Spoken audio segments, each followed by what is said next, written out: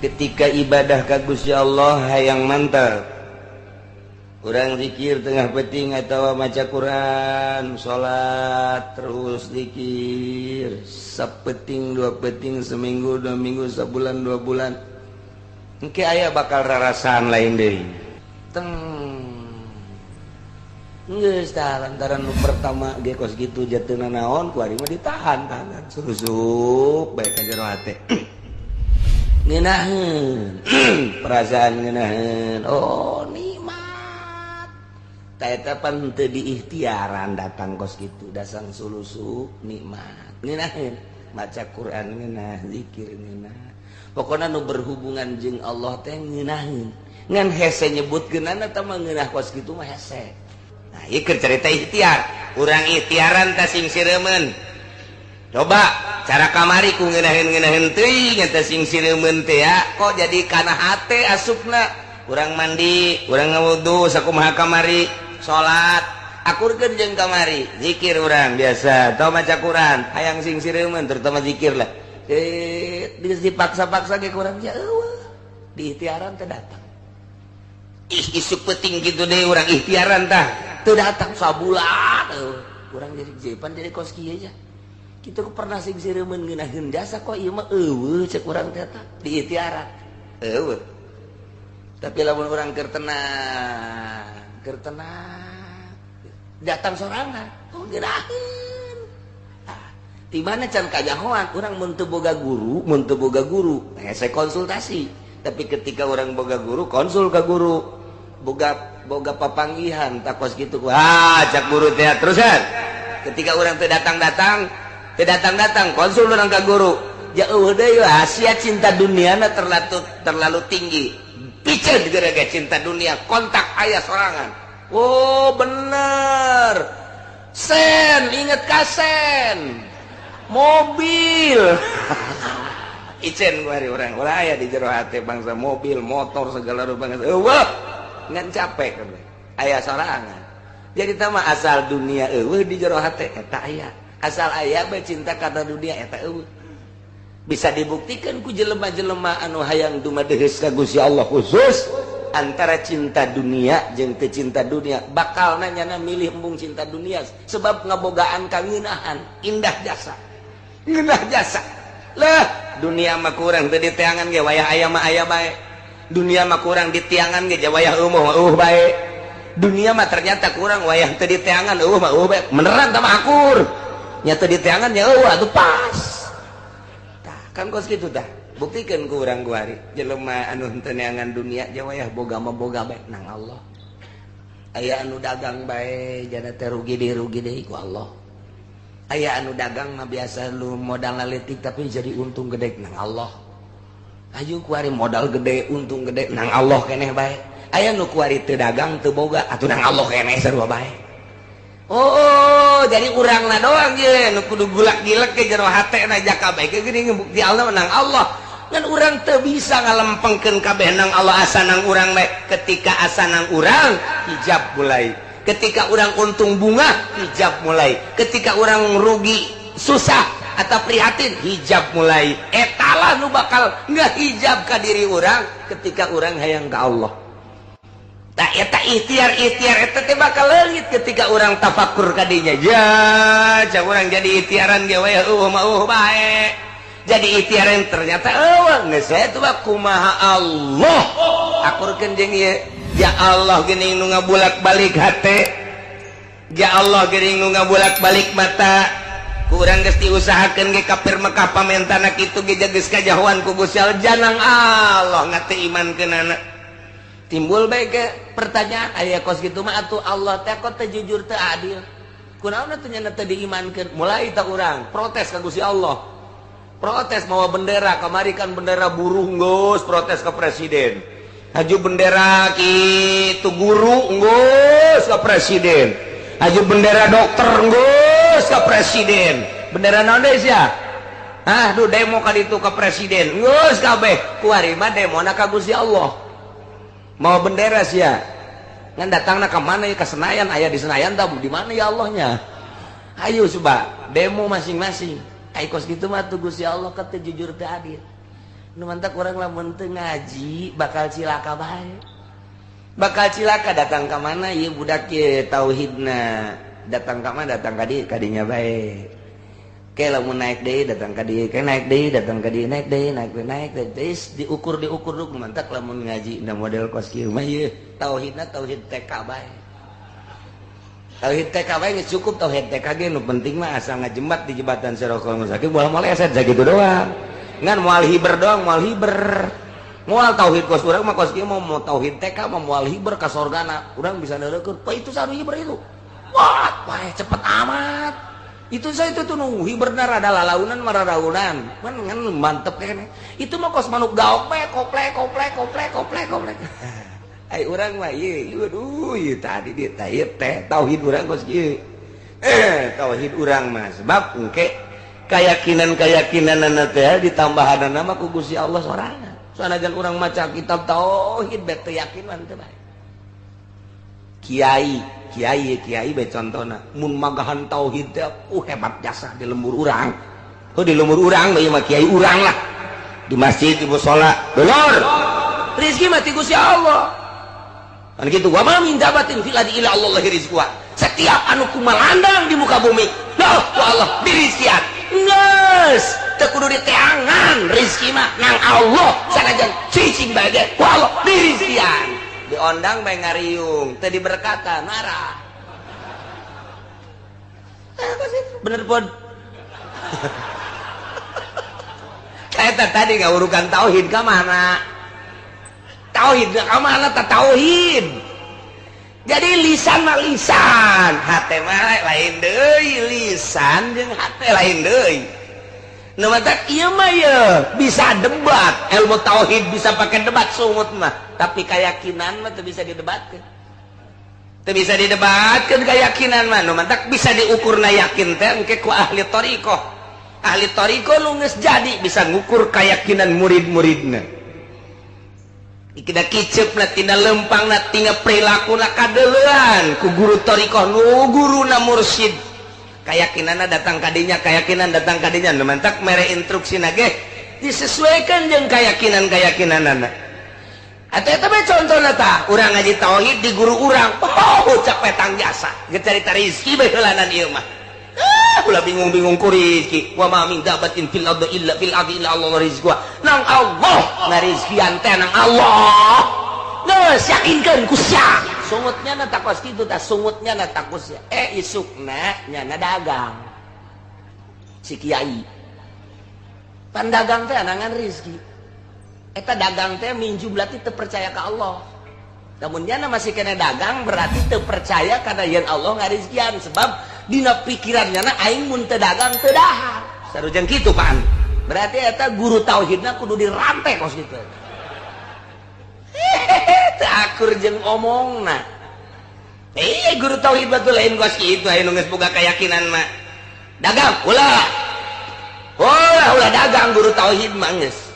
Pancena Kangjeng Nabi ge dagang. Lain keur carita Kangjeng Nabi teh mah balik deui ka syariat. Ieu mah keur carita keyakinanana.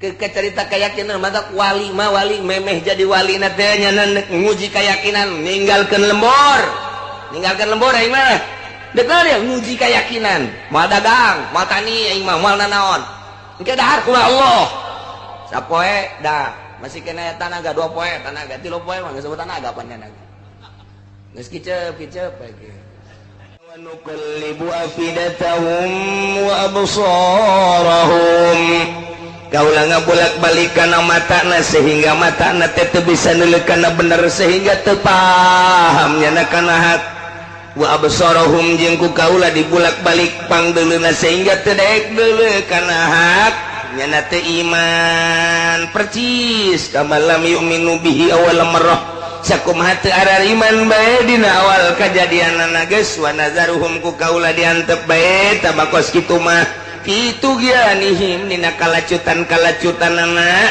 engke ujung-ujung nama anjana iya mahu bingung. Jadi berarti menang Gusti Allah ya urang ka dieu datang di bulak-balik ka teh urang teh di imah teh barang malam minggu teh isukan poe minggu aing mah deuk ngaji geus disiap-siapkeun banna, geus disiap-siapkeun segala naon gitu ngaranna bensina, eta lain nang urang menang Allah.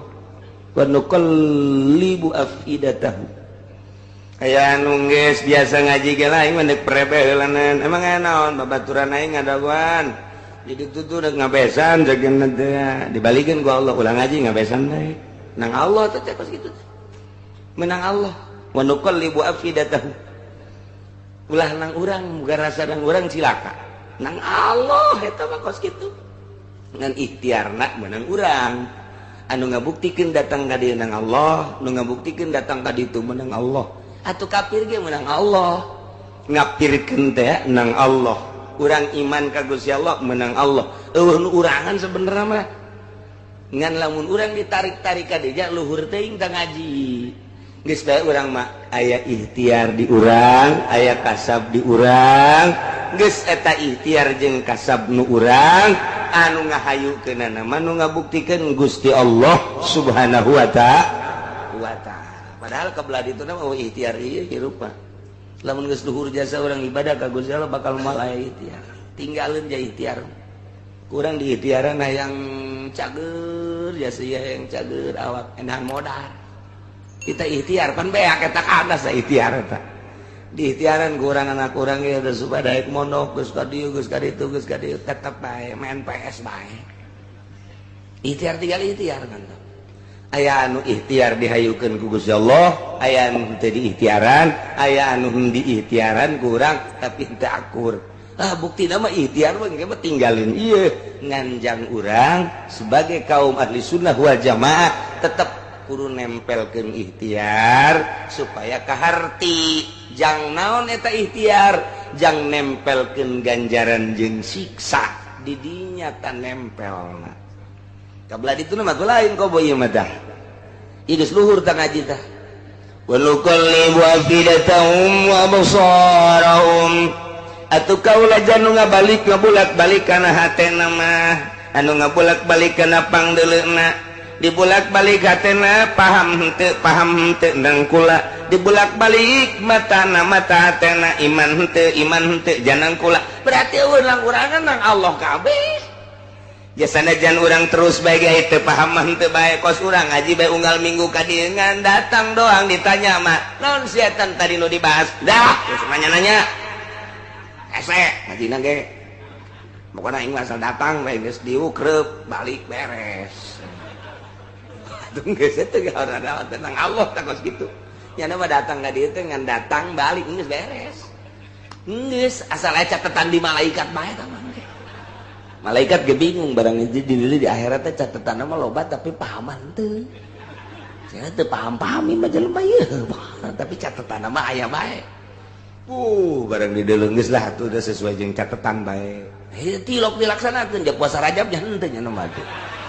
Ngaji mah ngaji bae geus cak malaikat Mikail teh geus lah geus maningkan ka sorgakeun bae sesuai jeung pitulisan apa bae geus tah lain kitu jarenya mah teu galak selalu ngomong kitu teh geus mending balangkeun apa ka ditu geus kos kitu bae masyaallah sesuai jeung tulisan da bae cenah geus ya Allah ya Karim tah jadi hak peto Gusti Allah nuqallibu afidatahum karasana engke di mana-mana jelema ibadah. Ketika ibadah ka Gusti Allah hayang mantap. Urang zikir tengah peuting atawa maca Quran, salat terus zikir, sapeuting dua peuting seminggu, 2 minggu, sabulan 2 bulan. Engke aya bakal rarasaan lain deui. Sing sireumeun awak lain suku lain. Panai urang mah biasa nu sing sireumeun teh suku doang tah mah. Teu kurang urut tah mah ngaranna. Ieu mah lain, ceuli ge sing sireumeun ceuli. Ceuli sing sireumeun di urang kaget asana aya pocong bae. Sing sireumeun kieu biasa mah. Sing sireumeun kabeh. Kulit-kulit sing sireumeun kabeh jiji. Kahulu-hulu ka dieu sing sireumeun kabeh. Kaget kan orang pasita. Eureun zikir teh. Teu boga perasaan ku kumaha. Ipan menjadi kos kieu teu boga perasaan di mana kumaha teu. Kaeueuh teh sing sireumeun teh. Eueuh biasa deui. Urang mulai deui bisa zikir atau baca Quran sarua bae nama aya deui teh sing sireuman tamangan sing sireuman teh berangkatna lain di suku tapi di hate sing sireuman tukang tani mah di suku mulaina di dieu ieu aju digebugan blok kunaon teh karet aya karet kabeh cageul ayo lain mimitina di dia di dada deng kabeh kaawap kos muringgak bulu tapi pieu masing sireumeun teng geus tah lantaran nu pertama ge kos kitu jateuna naon ku ari mah ditahan tangan susup bae ka jero hate ngeunaheun perasaan ngeunaheun oh nikmat eta pan teu diikhtiaran datang kos kitu dasang sulusu nikmat ngeunaheun maca Quran ngeunah zikir ngeunah pokona nu berhubungan jeung Allah teh ngeunaheun ngan hese nyebutkeunana teh mah ngeunah kos kitu mah hese sebab dapat timbul ti sing sireumeun mantak ente ge kudu sing sireumeun heula ge coba ge ummah coba ge sing sireumeun tang ge ngeunaheun oh ngeunaheun rindu urang bakalna ngan eta sing sireumeun ge hese buah isuk peuting mah eueuh. Nah, ieu keur cerita ikhtiar. Urang ikhtiaran teh sing sireumeun. Coba cara kamari ku ngeunaheun-ngeunaheun teuing eta sing sireumeun teh ya. Kok jadi kana hate asupna. Urang mandi, urang ngawudu sakumaha kamari, salat, akurkeun jeung kamari, zikir urang biasa, teu maca Quran, hayang sing sireumeun terutama zikir lah. Dipaksa-paksa ge kurang ya eueuh. Di ikhtiaran teh datang. Isuk peuting kitu deui urang ikhtiaran tah. Teu datang sabulan urang jadi jepan jadi kos kieu aja kitu pernah sing sireumeun ngeunaheun jasa kok ieu mah eueuh cek urang teh tah di ikhtiaran eueuh tapi lamun urang keur tenang datang sorangan oh ngeunaheun di mana can kajahoan urang mun teu boga guru hese konsultasi tapi ketika urang boga guru konsul ka guru boga papanggihan takos gitu cak guru teh terusan ketika orang teh datang konsul orang ke guru ya deui hasia cinta dunia na terlalu tinggi piceun gara-gara cinta dunia kontak aya sorangan oh bener sen inget kasen mobil icen kuari orang ulah aya di jero hate bangsa mobil motor segala rupa eueuh ngan capek kan aya sorangan jadi tama asal dunia eueuh di jero hate eta aya asal aya bae cinta kana dunia eta eueuh bisa dibuktikan ku jelema-jelema anu hayang dumadeheus ka Gusti Allah khusus antara cinta dunia jeung teu cinta dunia bakal nanyana milih embung cinta dunia sebab ngabogaan kangeunahan indah jasa lah dunia mah kurang teu diteangan ge wayah aya mah aya bae dunia mah kurang ditiangan ge wayah eueuh bae dunia mah ternyata kurang wayah teu ditiangan eueuh mah bae beneran tah mah akur nya teu ditiangan nya eueuh atuh pas tah kan kos kitu tah buktikeun ku urang kuari jelema anu teu neangan dunia ge wayah boga mah boga bae nang Allah aya anu dagang bae jana teh rugi deui ku Allah aya anu dagang mah biasa lu modal leutik tapi jadi untung gede nang Allah ayo kuari modal gede untung gede nang Allah keneh bae aya nu kuari teu dagang teu boga atuh nang Allah keneh sarua bae oh jadi urangna doang ye nu kudu gulak-gilek ke jero hatena jaka bae geuning bukti Allah nang Allah ngan urang teu bisa ngalempengkeun kabeh nang Allah asa nang urang bae ketika asa nang urang hijab mulai ketika urang untung bunga hijab mulai ketika urang rugi susah atau prihatin hijab mulai etalah nu bakal ngahijab ka diri urang ketika urang hayang ka Allah tah eta ikhtiar eta teh bakal leungit ketika urang tafakur ka dinya ya cak urang jadi ikhtiaran ge we mah bae jadi ikhtiaran ternyata eueuh geus eta mah kumaha Allah akurkeun jeung ieu ja Allah geuning nu ngabulak-balik hate ja Allah geuning nu ngabulak-balik mata kurang geus diusahakeun ge kafir Mekah pamentana kitu ge geus kajahoan ku Gusti Allah janang Allah ngate imankeunana timbul bae ge pertanyaan aya kos kitu mah atuh Allah teh kok teu jujur teu adil kunaon atuh nya teu diimankeun mulai ta urang protes ka Gusti Allah protes mau bendera kemari kan bendera buruh nggus protes ke presiden haju bendera kitu guru nggus ke presiden haju bendera dokter nggus ke presiden bendera naon deui sia duh demo ka ditu ke presiden nggus kabeh kuari mah demona ka Gusti Allah mau bendera sia ngan datangna ka mana ya ke Senayan aya di Senayan tah di mana ya Allahnya ayo coba demo masing-masing ai kos kitu mah tuh Gusti Allah kata jujur teu adil nu mantak urang lamun teu ngaji bakal cilaka bae bakal cilaka datang ka mana ieu budak ye tauhidna datang ka mana datang ka dieu kadinya bae ke lamun naik deui datang ka dieu ke naik deui datang ka dieu naik deui naik terus diukur dulu mantak lamun ngaji da model kos kieu mah ieu tauhidna tauhid TK bae tauhid TK bae geus cukup tauhid TK ge nu penting mah asal ngajembat di jembatan Siratal Mustaqim moal maleset sakitu doang ngan moal hiber doang moal hiber moal tauhid kos urang mah kos kieu mau tauhid TK mah moal hiber ka sorgana urang bisa neurekeun pa itu sanu hiber itu wah cepet amat itu saya itu tuh nunggu hiberna rada lalaunan mararaunan man ngan mantep kene itu mah kos manuk gaope koplek ai urang mah ieu aduh ieu tadi dia teh tauhid urang kos ieu tauhid urang mah sebab engke keyakinan-keyakinanna teh ditambahanna mah ku Gusti Allah sorangan sanajan urang maca kitab tauhid bet teu yakin mah teu bae kiai bae contona mun magahan tauhid teh hebat jasa di lembur urang di lembur urang bae mah kiai urang lah di masjid di mushola dulur rezeki mati Gusti Allah kan gitu wa ma min dabatin fil ardi illa Allah rizquha setiap anu kumalandang di muka bumi lah ku Allah dirizkian geus teu kudu diteangan rezeki mah nang Allah sanajan cicing bae ku Allah dirizkian diondang bae ngariung teu diberkatan marah bener pun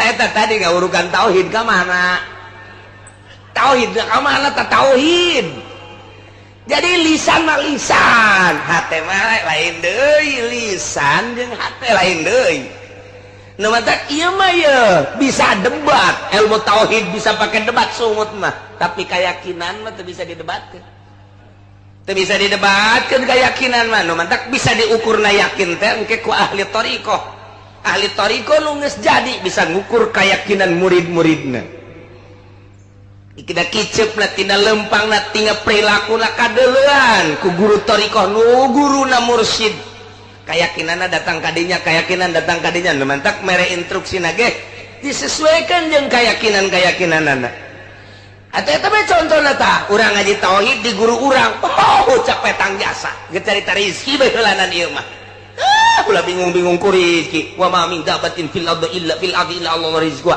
nang Allah ngarizkian teh nang Allah geus yakinkeun ku sia sungutnya na takos kitu tah sungutnya na takos isukna nyana dagang si kiai pan dagang teh anangan rezeki eta dagang teh minju berarti teu percaya ka Allah namun nyana masih kena dagang berarti teu percaya kana yen Allah ngarizkian sebab dina pikirannya na aing mun teu dagang teu dahar sarujan kitu pan berarti eta guru tauhidna kudu dirantai kos kitu teu akur jeung omongna guru tauhid batul lain kos kitu aya nu geus boga keyakinan mah dagang ulah dagang guru tauhid mah geus pancena Kangjeng Nabi ge dagang lain keur carita Kangjeng Nabi tah mah balik deui ka syariat ieu mah keur carita keyakinanana keur carita keyakinan mah wali memeh jadi wali na teh nyana nguji keyakinan ninggalkeun lembur aing mah dekal ya nguji keyakinan moal dagang moal tani aing mah moal nanaon engke dahar ku Allah sapoe dah masih kena tanaga 2 poe tanaga 3 poe mah geus sebut tanaga pan tanaga geus kiceup lagi cak nyana keneh Allah mana ya Allah bener ngarizkian aing ieu geus dagang henteu digawe henteu naon henteu berarti aing yakin kudu ka Allah 4 poe geus teu bisa robah-robah acan kiceup ge geus carang supaya sana ieu dicoba keyakinan ya Allah emang teu nyahoeun aing kos kieu teh nang Allah, aing kicep icarangkeun nang Allah, meureun ku Allah bakal dikuatkeun aing teh dahar ge kuat. Cek Allah payah tuh payah ku Allah payah aing mah. Teu kebel engke ge aya nu kadinya datang meng. Urang nyeuleut kadinya sial meng ngoroti. Hayang aing kudu dicokot ku aing mah. Moal berarti aing kasab keneh kos kitu mah. Moal aing mah geus ku Allah bae. Ku Allah bae aing mah. Nah, ku Allah ngeok-ngeok sia. Engke ge ucing datang ka dieu nae ka dada urang. Roti mantap. Teh eta kos kitu. Engke ge terus dihuapan ku ucing sorangan nang Allah. Mungkin melalui ucing, mungkin melalui maung, mungkin melalui gajah, melalui orai. Engke ge aya bae teh rezeki teh ya. Lasal urangna yakin ka Gusti Allah. Tah wali ka leuweung ka gunung ninggalkeun paramean dek nguji diri yakin aing ka Gusti Allah. Abun geus kapanggih ka karak tangke geus diuji urang ku Gusti Allah setahun 2 tahun 3 tahun di leuweung misalna geus ka Gusti Allah bae kakarak mulai cobalah ieu mah kekuasaan Gusti Allah lain hayang abdi mangan abdi hayang ngabuktikeun keistimewaan kamaha kawasaan Gusti Allah jang tambah keyakinan abdi Gusti coba ieu daun langboh ku abdi dek dicekel dek dicokot dicekel dirames-rames ku abdi supaya jadi 100 ribuan. Bismillahirrahmanirrahim. Fah dia Masya Allah maha kawasa Allah ku abdi dek dicokotan dek dibawa ka imah dek ngabangun imah batal sia. Kunaon juga dinya atuh tawali blon tawali teu meunang wali Gusti eta kos kitu. Nges ka ditu nama tuh sakecap nyata wali mah. Sakecap nyata engke bakalna teh langsung we naon bae ge anu kunyana gitu diomongkeun dipikir ka hayang langsung diijabah ku Gusti ngannya nangis sembuh. Nu sok dicarita-caritakeun ku almarhum abah teh aya hiji jawara gregeteun jasa ka kiai lantaran eleh ge ku kiai Kiai na kamana bae dihormat-hormat ai jawara makin surut bae. Leuh waing sia. Ditangtangan gelut eleh deui jawara. Kiai na hebat mah kiai. Eleh atuh kiai mah gelut jeung jawara teu kudu make besi teu kudu. Boh, atuh dilawanan make besi mah ngaranna jawara pada jawara. Aya, nang maik. Set. Make kuda-kuda ayo jotos aing ku sia. Di jotos teu datang-datang. Iya. Jotos aing ku sia. Jotos aing ku sia. Ya uhna naonan pan pegel sorangan. Pegel tah. Jadi ilmu kiai mah ulah kudu jotos main jotos. Ulah. Geus main jotosanana ulah kudu datang. Tah. Giridana kiai babar tah mah ya bak kok ya bak ya bak ya bak ya bak ngagejebur sia di dinya.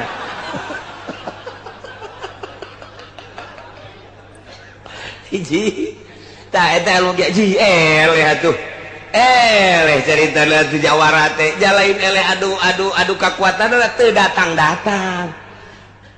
Okos ndek dek naon gitu ngaranna mukakeun ieu pernah terjadi di Sidina Ali panaya jawara ngahareupan Sidina Ali pedangna diangkat ku jana dek ditumbas leher Sidina Ali angkat pedang sakumaha pedang panjangna sih tapi encen anggeus sial cek nyana teh ieu pedang asupkeun deui ku nyana Sidina Ali na seuri bae haneng dihareup cabut teh ciat jangan geus kene bae cek nyana teh dilepaskeun malah mah dicekel di tengahna ciat panjang kene bae ke pedang jadi manjangan tidinya kapan cek Sidina Ali teh kajenting ku anjeun dicabut terus cek Sidina Ali kersaning Gusti kula dijaga ku Gusti Allah moal kudu lepas eta pedang tina sarangkan diragakeun pan plek bae asyhadu an la ilaha illallah wa asyhadu anna muhammadan rasulullah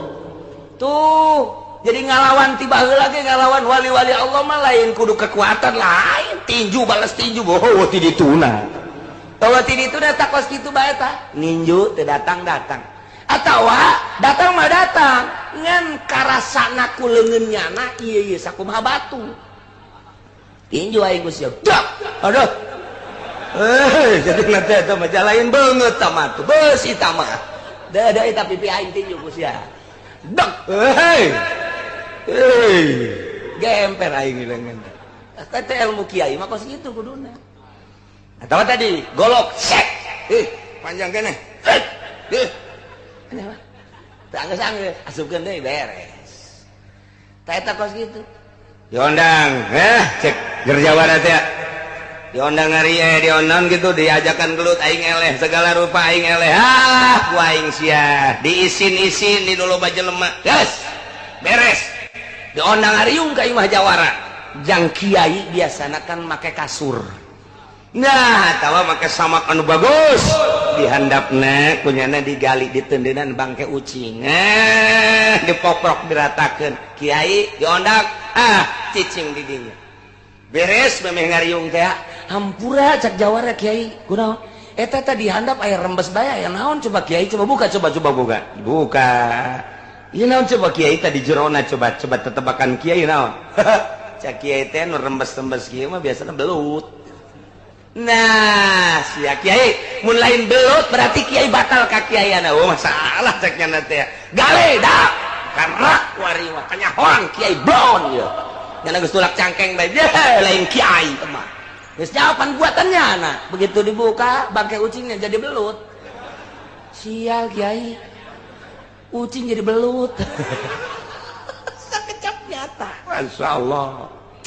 Eta geus kitu weda wa nuqallibu afidatahum dibulak-balik hatena ku Gusti Allah. Ieu iman ieu henteu, ieu marifat ieu henteu, ieu syuhud ieu henteu nang Allah. Wa absarahum matana iman jeung teu iman, paham jeung teu pahamna nang Gusti Allah. Nu mantak atuh hese-hese amat, urang teh endek hayang sugih deketan bae Gusti Allah ulah ka Gunung Kawi atuh. Urang hayang gagah deketan bae Gusti Allah na hayang naon bae deketan bae Gusti Allah na nu boga gagah Gusti Allah nu boga sugih Gusti Allah mantak naon atuh ka Gusti Allah ye hese-hese teuing nu mantak cenah sia hayang sugih mah tuh cara kiai ngan sia kudu mentang mata kiai mah nya nama hayang sugih ge muterkeun tasbih doang jadi sugih kiai mah muterkeun tasbih jadi gagah kiai mah coba puterkeun ku sia datang ka pegat tasbih kudu boga aturan atuh nasbeh ge lain satasbeh nah kudu boga aturan jeung hate ieu mah dinu loba jelema geus ieu mah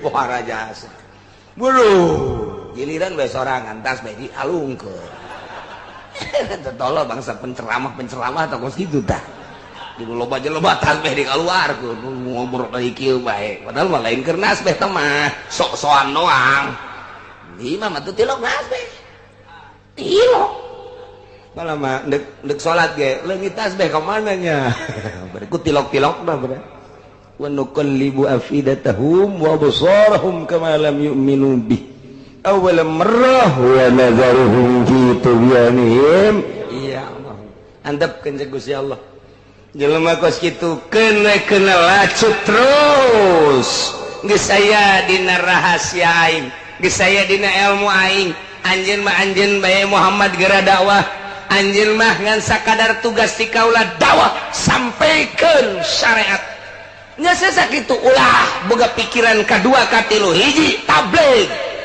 adapun daekeun jeung teu daekeun lain urusan anjeun Muhammad urusan aing mantak urang ge kos kitu tah datang ka imah magaan ngaji ulah boga pikiran kumaha ayu bae dakwah aja ulah boga pikiran ge si eta diajakan ku aing teu daekeun bae heran jasa kana tuh si aing kanu itu mah tuh teu neteuli si itu ge pan diajakan ku sia tuh sia teu neteuli pan si eta mah neteuli amat teu daekeun itu teu daekeun eta teu daekeun tapi sia neteuli lain gitu itu mah susah sabodo teh mah daekeun teu daekeun ge pan ieu mah sugih lamun daekeun kan lumayan jadi boga kadua tolol tak kiai namun geus boga kos kitu moal beres dakwah geus dakwah mah dakwah ngaji nyaritekeun rukun wudu nyaritekeun rukun salat nyaritakeun tauhid nyanana balik ulah aya naon-naon geus mantep kos kitu. Mantap cek amah almarhum abah doyong mah lamun urang magahan ngaji di lembur, urang beuki ngopi, urang beuki ngerokok, rokok mawa sorangan, kopi mawa sorangan, ulah ngaharepkeun pameret ti jamaah urang. Eta mantap kos kitu. Geus urang beuki kopi, mawa termos, urang mawa jinjingan. Bila perlu dagang kopi urang di dinya geus.